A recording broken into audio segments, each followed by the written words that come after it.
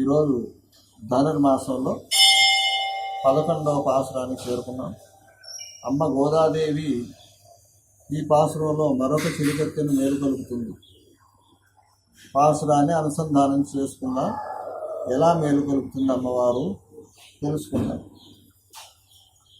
கத்துக்கரவை கணங்கள் பல கறந்து செத்தார் பிறரே சென்று சிறச் செய்யும் புத்தமன் இல்லாத கோவலர்தம் போர் கொடியே புத்தல் வல்குல் புனமையிலே போதராய் சுத்தத்துத்தோஜுமால் எல்லாரும் வந்து நின் முத்தம் பகிர்ந்து முயல்வண்ணன் தேர்ப்பாடா சித்தாதே பேசாதே செல்வ பெண்டாட்டி నీ ఎద్దెక్కెరంగం బరులేలోరింబావాయ్ అని స్తోత్రాన్ని చేస్తుంది.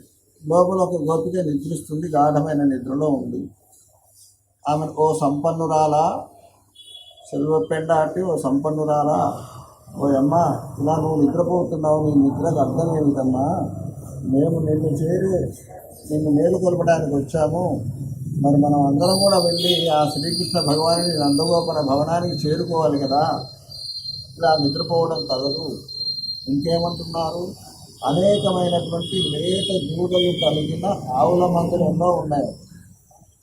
లేత దూడలు అంటే అప్పుడు ఎక్కువ పాలిస్తాయి అన్నమాట. అది ఆవులు, లేత దూడలు, చిన్న దూడలు ఉన్న ఆవులు ఎక్కువ పాలిస్తాయి.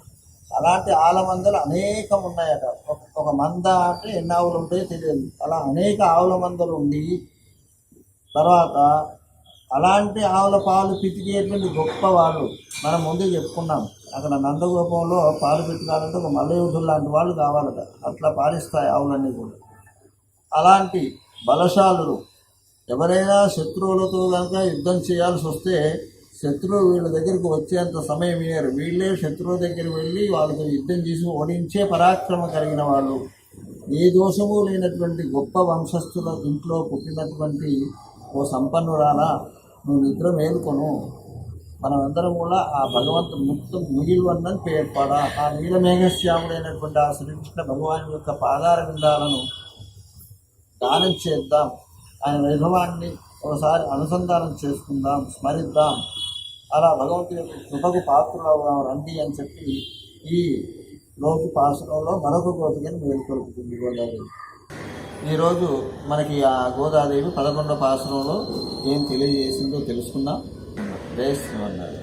ఈ వీడియో కనుక మీకు నచ్చినట్లయితే లైక్ చేయండి, షేర్ చేయండి, కమెంట్ చేయండి. అలాగే ఇలాంటి మరెన్నో వీడియోల కోసం మా ఛానల్ని సబ్స్క్రైబ్ చేయండి. నోటిఫికేషన్ కోసం పక్కనే ఉన్న బెల్ ఐకాన్ని క్లిక్ చేయండి.